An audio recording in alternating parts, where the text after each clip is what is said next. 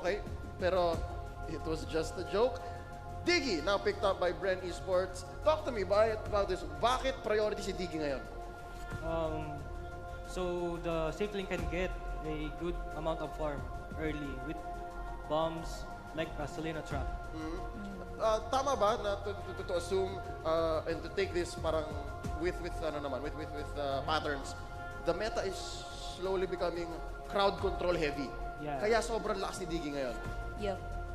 And also, yung mga bombs neto ni Diggy, nakakatulong din siya sa pagkuha ng buff eh. You have the damage, and then meron ka ding wards, just like si Lina nga. Yeah, so it's vision. Yep. Helps. Yeah. Binibigyan ka ng vision, and nakakainis pa kung kalaban mo yung isang Diggy. Yeah. On the side of Sunsparks now, before we talk about Bren Esports pick here, it's Kufra and Kimi. So this is very reliable. I mean, for almost a year or two now, ito talaga yung isa sa mga consistent players in the meta landscape of Mobile Legends. Ano plano gawin dito ng Sunsparks 666? Picking. Invade and counter gang with Kufra. Flesha's Kufra.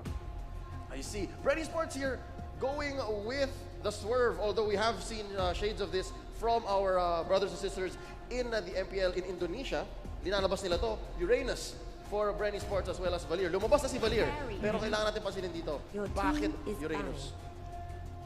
Because of Kimi's DPS. Oh, yeah. Sasaluhin niya lang. Sasaluhin niya lahat kasi kailangan dito ng tank ng Bren na kayang i-withstand yung damage coming from this Kimi. But Yeah, and medyo mahapdi yata si Uranus. And at some point, if gamitin na ni Kimi yung kanyang mobility, kaya ka pang habulin lalo ni Uranus. It's a GG essentially from that point on. Carry now picked up by Sunsparks. Double marksman. Kung rank game to, nag-quit na lahat yan. What's going on? They are farm dependent as of now. How do you think Carry will work out dun sa invade gameplay? Paano yun? for me kasi, since nag-pick dito, yung Bren Esports ng Uranus, okay, tatapatan nyo yung damage or yung DPS nung Kimi namin. Laban naman yung Kimi na mage or laban naman yung Kimi na mid lane position, and then Carry, she can just get yung red buff, which is usually ginagawa din talaga sa rank games. And apparently makikita natin here sa galawan ng Sunsparks.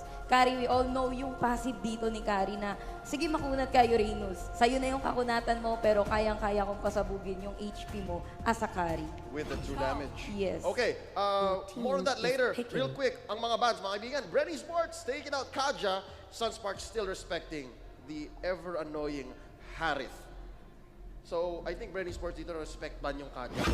Sunsparks, may binabantayan sila. Rafaela. But back to the picks. Your Creed team is picking picking. up the show for Sunsparks. Last pick ng Bren Esports dito, very, very interesting. Rafaela and Claude. Yung Rafaela nakita natin ito last season. But why the Rafaela and Claude now? Because of the movement speed of Rafaela, they will invade and invade.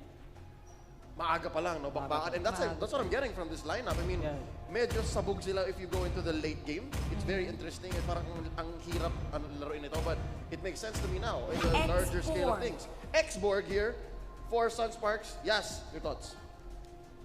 Bren Esports, ang nakikita ko this time, this lineup sa Bren Esports, parang halatang may tinatago pa eh. So, parang testing the tides ng Sunsparks dito. Well, Sunsparks as well, picking two fighters sa nila, probably yung isa magiging support dito. So, ito yung mga pickings naman sa Sunsparks. Ito yung mga pickings sa pub match or sa rank games. Yeah, it's two fighters, two marksmen. Yep. Very interesting siya, pero at least the damage is more reliable on their side. Real quick, before we throw it over to our casters, magsisimula na ang laban, I need to... Papasok when it comes to the quality of the players individually, laban sa mga former champions. Napakaganda. Grabe. Ibang klase ang mangyayari dito. Kuya Majin, sobrang excited ako dito. Hindi ko na nga alam yung sasabihin bago itong match actually because this is such a high-valued match. Sobrang taas ng hype ng match na to. This is the debut of the latest season, MPL Season 5. Right now, nakakakita tayo lately sa mga leagues ng Digi Pick, Digi Priority, and mukhang pipiliin daw ng side ng Bren Esports. Very notable dito para sa side ng Bren is their utility sa kanilang lineup. Paring move, they have all the shields in the world, they have the speed, But meanwhile, for the side of Sunsparks, they have the early game damage and the Yeah. early game control. Sunsparks, meron sila dito ding double marksman, Yep. technically speaking, Yep. na nakita na natin ginamit ng Zen Esports dati, by the Oo way. naman, pero oo hindi naman. ganun ka-successful. This Oo time, naman. of course, Mage ang medyo galawan dito ni KLBJ. Yep. More on the position 2 na samantala, ang pinaka-main carry nila is JP. Ang nagustuhan ko dito para sa laban na to is yung dalawang team ay nagpa-prioritize ng mga objectives na nakita nga natin nagkakalituhan kanina sa mapa. Who is gonna take the red buff and who is gonna take the blue buff. Pero mukhang mapupunta kay Carl TZ dahil mukhang tataya ngayon ang Bren sa all-in Claude Yeah. late game. Meanwhile, you have Sunsparks, you have this insurance na meron kang carry, pero meron ka rin KLBJ. Yeah. So, in terms of carries, dalawa yung dito, 2 versus 1 ang laban, parang good. So, interestingly, nakikita natin si Few playing this support role. Yep. Samantala mo kung si Coco yung pinaka-core nila. Although we don't know yet kung ano talaga yung plano nila. I think Coco is also a support at this point. Yep. Si Few, I'm not entirely sure kung ano yung gusto approach ng Bren first now that they do have this Uranus. Pero Yeah. siya yung talagang tangke na kukuha Yeah. ng damage, magsusok ng damage laban sa Kimi. Definitely, paring Wolf. Ang dami kasing sustain capability dito for the side of Bren. Plus the pokes din na nagbumula kay Few. You have 3 flame shots na meron ngayon sa side ng Bren na napakadaling setup para sa isang Valir at para sa isang Digi. Yes. So, after the reverse time na meron ng Digi, kapag nakapag-farm na si Carl TZ, easy blazing duet, Exactly. hindi makapwesto ngayon ng Sunsparks. Bakit? Sa lineup ng Sunsparks, they will go all in. Yeah. They have Rafflesia initiation, Yes. grid initiation, meron ka pang show. So bago ka pa maka-all in, may heals ka from Pew, tapos may shield ka kay Digi, tapos napakaunat pa ni Coco. And ang iisipin mo nga lang dito is Few is not actually playing as a support. Yep. Bukang nagaling siya dito sa gitna, Ribo and lastly yung talagang support duo dito ng Bren Esports, which means that we are seeing Core Rafaela. Hindi pa natin nakikita masyado. But this time, sa Turtle unang resurrecting laban soon. ng MPL Season 5, kitang-kita agad natin Few having this Rafaela. What is his impact? Tingnan natin mamaya. Ang daming bago nito for sure. Gagayahin na naman to ng mga rank gamers natin. That's this Rafaela Core Hero. Those are the flame shots. Both of the teams trying to prioritize Mr. Lito, si Lito Wanderer. But as I say this, that is of course the first poke of the game. KLBJ will use his flicker plus the second skill. Pero mukhang bitin dahil yun na nga ang first blood. Make that second blood. Double kill for Dr. Rebo. Nakikita natin din yung lakas dito ng Uranus. Siya yung unang ginaw pero siya pa yung nakapag-turn around ng laban. Naka-pull yourself together din siya dito. A little bit of cooldown reduction. Yep. On this, on the ultimates, syempre dun sa kanyang battle spell, I think you have to take note din na yung consecration, kapag na-combo mo with that kind of emblem, ang bilis ng cooldown. Ang bilis, definitely. Kita mo gano'n siya ka-aggressive ngayon. And Uranus is the best counter para sa isang Kimi dito. Exactly. Without any kind of burst, kailangan pa nila si Kari dito, and that gave Bren Esports the space to get the first turtle of the game. We are now having the item check. Look at the items of the carries right here, Wolf. Si Kari, automatic, will go for the Azure Blade. But right now, what's happening? They are still trying to get Uranus, pero mukhang bitin pa rin talaga, Wolf. Hindi nila kaya naman. Samantala si Grid sa gitna. Ayun lang. Killing spree para dito sa ating Valir. Hinabol na si JP. JP with the flicker gets away. Yeah. Para sa Bren Esports, okay na sila sa isang pitas. It's all about control para dito sa side ng Bren Esports. Control meaning hindi lang stun, kung hindi pati slows. Ang dami nilang slows sa lineup nila na hindi kagad makaka-responde ang Sunsparks. And Coco is Sobrang doing kunat. pretty well dahil pinipressure niya lang yung bottom lane. Hindi tuloy makasama si KLBJ sa kanyang team kapag kukuha sila ng kills. I think during the qualifiers, Manjin, napansin natin na nakikita natin yung mga teams using this core Uranus as well. Parang off-lane Yes. siya nilalaro. Yes. And you can really stay in lane dahil pwedeng mong i-sustain yung sarili mo at okay lang na i-go ka na kalaban kasi they will take so much Look time at like that. this. Sobrang ginaw lang si KLVJ just right in front Yeah. of KLVJ. At dahil nasa harap siya lagi nung Kimi, yung Kimi naman hindi niya napipili, hindi siya nakapili ng target, Target, niya. yeah. Yung target kung sino na nasa harapan niya, kaya tangking-tangke talaga. I like Sobrang nakontra ng Uranus yung Kimi. I like the layers na nilalagay ng Bren Esports dito. Bakit nga ba Uranus lang? Pero as we say this, napalalim ata si Kuya Cox doon sa bottom lane at napatay siya ng Kimi. Meanwhile, may onting bawi dito ang side ng Sunsparks. Few is falling low, pero that is of course a flame shot. Mamalag pa dito si Kiluwas. Na-outplay! Mari Wolf normal! Kiluwas! Boom! Very Pero good. again, the passive na meron ang isang ang Rafaela ni paring View yung naging cherry on top. Pero nice outplay muli para kay Kiluwash. Isa sa mga signature picks ni Kiluwash. Well, at least nung off-season ng MPL, nakita natin na nilaro niya sa ibang tournaments itong show na to. The great effect now showing up sa first game ng MPL Season 5. Turtle will be slain by the Kimi. At mukhang back na lang dito para sa Bren Esports. Hindi na sila lalaban after that. I think sa ganitong sitwasyon, we are now transitioning into the almost late game. Kailangan ng gumalaw ng Bren Esports habang lamang sa item si paring Carl TZ. Dahil, again, carry is carry. Cho can actually deal with the Rafaela himself. Kapag naabutan niya sa bandang likod or maikutan niya, umiiwas lang ang Sunsparks kasi dito sa flame shot initiation. Once na tumama yung flame shot, easy reverse time. Ayun na, gumalaw na nga. Basic duet pero masyado yata malalim. Hinabol pa rin si Grid. Grid napakagandang angulo sa flicker. No, si Lasty pero may time surge na gagamitin. In comes the rocket. The flash na nag-aabol. Gusto niya si Ribo. Aabutan ba niya? The slows are there. Kiluwash onto the backlines. Pero kaya ba niya tumakbo? Siya na yata yung mapapasama pa dito. Yung mga nakil, hindi na. Mukhang bitin nga ata. That is the ultimate. Nagmula dito sa isang Kufra. Raflesia will also fall down. Double kill para kay Carl TZ. Sustain is the name of the game. Meanwhile, JP coming in for the first kill. Phantom stepping in. Ubos sa mga true damage. JP, Mr. John Paul. Triple kill. At eto na. Nagpapakilala na dito si JP. Kanina pa siya nagpa-farm. Alam natin, carry, konting abante lang ang kailangan niya para umungos na nga siya dun sa in terms of economy and damage. We will see. Ang ganda nung ginawa ng Bren Esports dito pero hindi nila napansin yung clean-up crew courtesy of JP. Like, nakakuha sila na 3 kills dito but it was enough para din sa ating carry. Target number 1.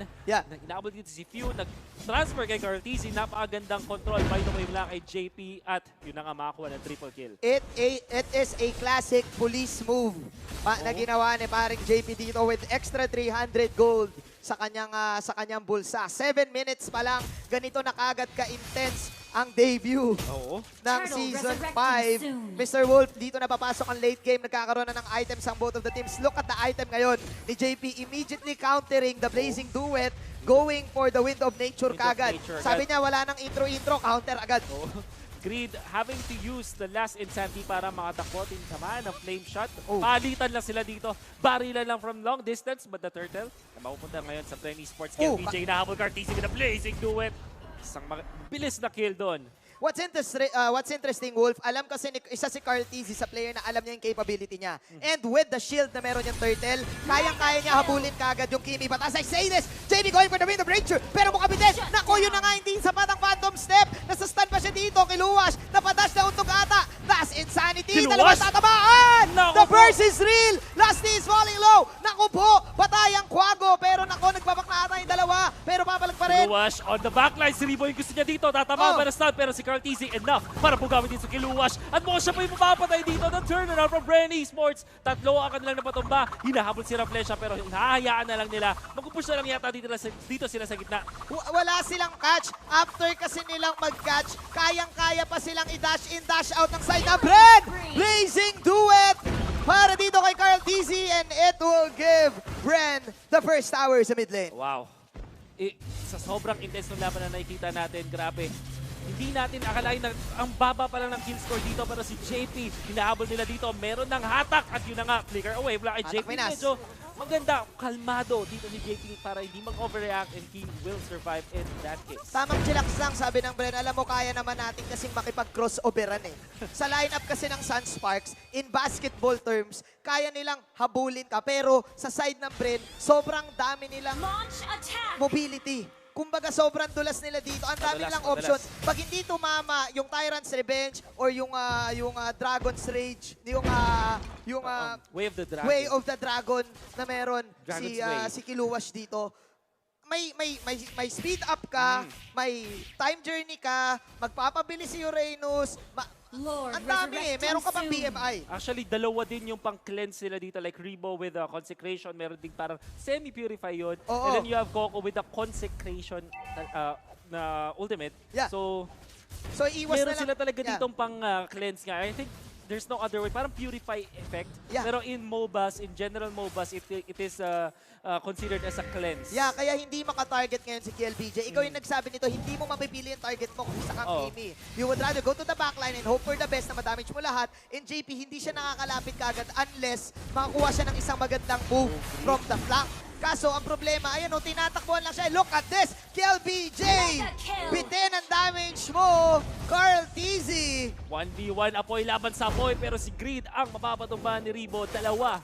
Down for the count for Sunsparks at kasama pa yung Lord para sa Bren Esports. Easy Lord for Bren Esports plus Winter Truncheon para kay Kuya Coco.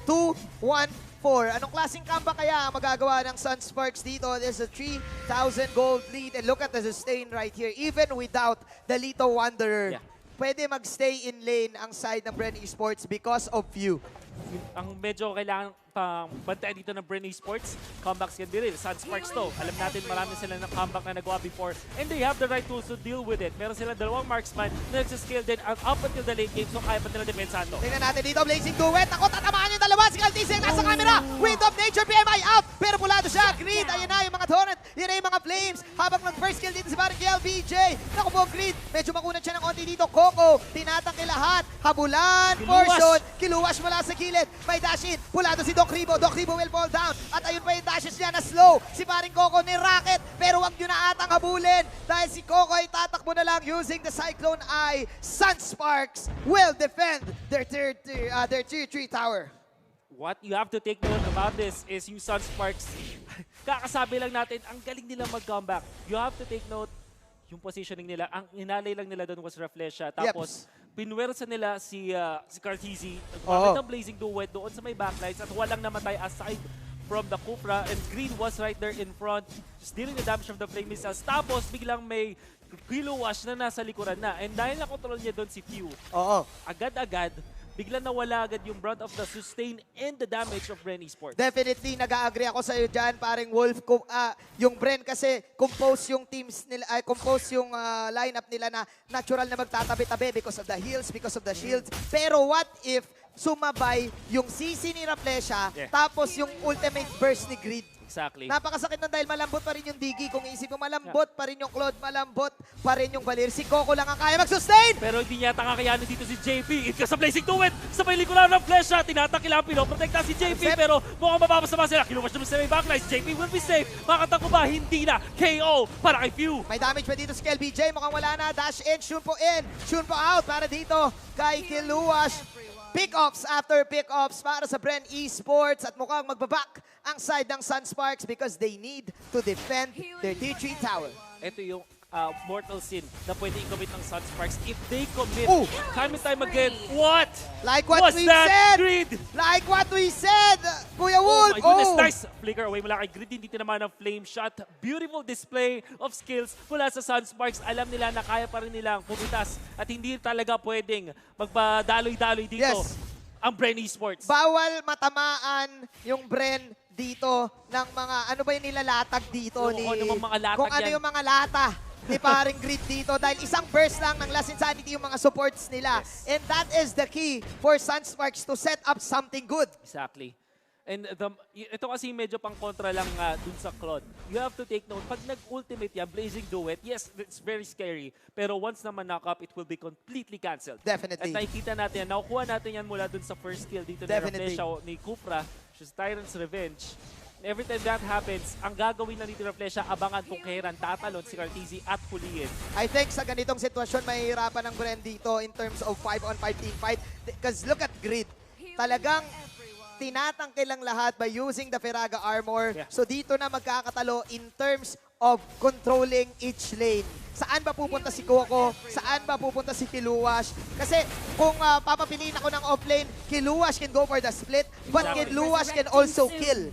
But si Coco, as the Uranus, talagang sustain lane lang. Dulas na hero, ang hirap mapulin. Pwede siyang tawaging Kilu Dash. Ayos ba yun? Pero tignan natin dito, both of the teams setting up the Lord. Sabi ni Coco dito, Kiluwash, hindi ikaw ang pwede mag-split. Kasi ang problema din kay Kiluwash, hindi niya rin mapapatay si Coco basta-basta. That's why masusustain talaga ni Coco yung bottom lane. At napaka-integral na part ng Kiluwash kasi nasa kanya yung mga stunts na kailangan ng Sunsparks. Balik sa last insanity with a flicker in. Last almost going down. Will definitely fall down. Reflection sa likod. TC na uli na. Pero may mortality at makapag-BMI palayo pa. Napakagandang flame shot. Pero nandito na ba Kiludes? Nasa pangalan niya mismo. Kill Luwash. Flank game Israel. Grabe. Ang pulis ng Sunsparks. Nandito na si Cartesi sa may bandang likuran. Winter Crash should gonna be used. Coco in trouble. Pero makakuha pa siya ng kill doon sa Kimi. Nandito si Carl TZ. Pulado si paring Jamie. Phantom step. Nako, nakuha pa ni Kiluwash dito. Ang Lord. Sabay dash out. Sabay back na. Nakuha na namin. Mission accomplished. Raplesha running for his life. But man, Sunsparks. Captain Pew. Captain Pew. Habulin niya dito si Kiluwash. Hindi niya kaya mag-TP at kaya pa niya mag-recall. Reflection, kumontrol na mag-clear na lang ng minion wave dito. Iaaling na niya yung buhay niya pero may isang nakalusot. Kaya ba niya makatakas? Naku mo, yatap pa rin.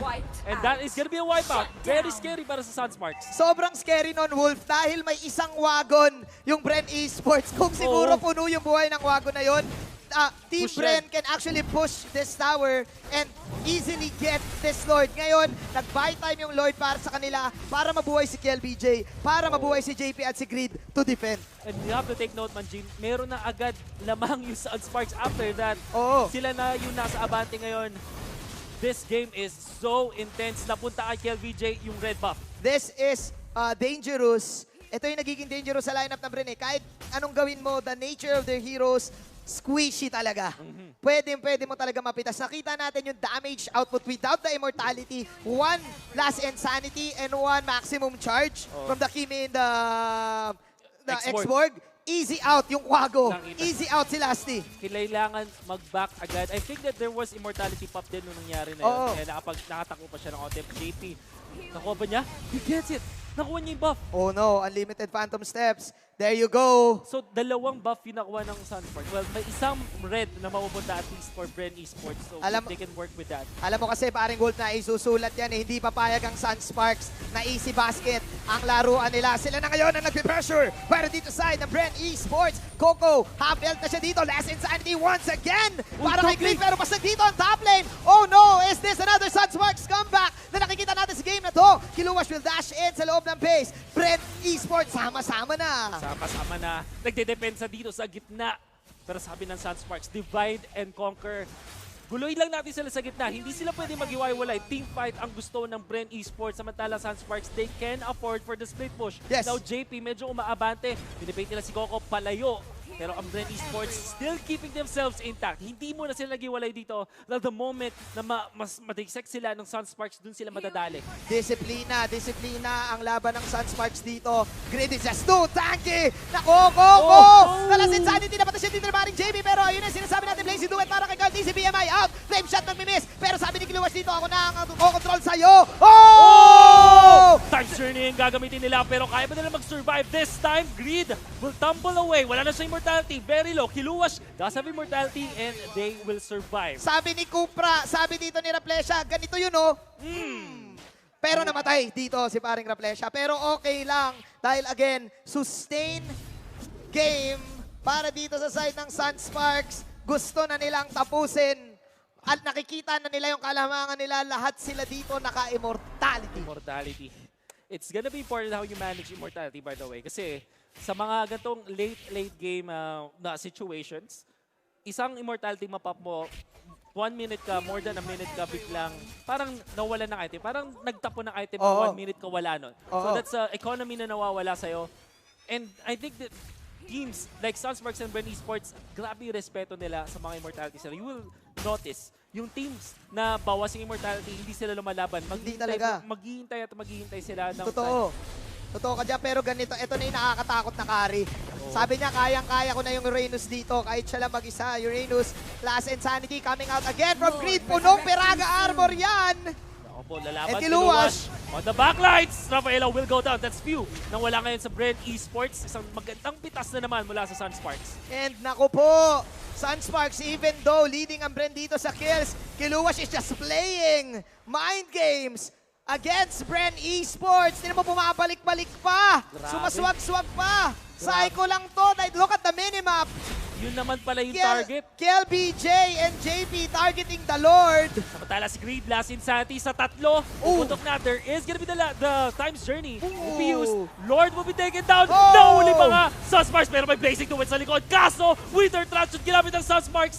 That is gonna be a cancelled ultimate. Bitin na yung damage output ng Bren Esports dahil lahat ay binuhos nila kay Carl TZ. Rafaela hindi naman talaga makaka-burst kapag umabot ng late game. And look at the combo na meron ng Sunsparks. Last Insanity layered with the maximum charge, layered with the Tyrant's Revenge and the Tyrant's Rage. Malayo pa lang, bursted ka na. And Bren Esports, kahit meron silang mga ranged heroes dito, medyo kailangan nila ng up close and personal. Uranus, kailangan lumapit. Oo. Ironically, yung Claude, kailangan din nasa bandang likuran, medyo malapit din dahil sa blazing duet. So, Yeah. I get what you're saying. Sunsparks, they're winning this range battle. Naku po, range battle is real. Wala Kiluwas! na agad dito. Kiluwas! First, Kiluwas! Oh! El Clasico! Sunsparks for game number 1.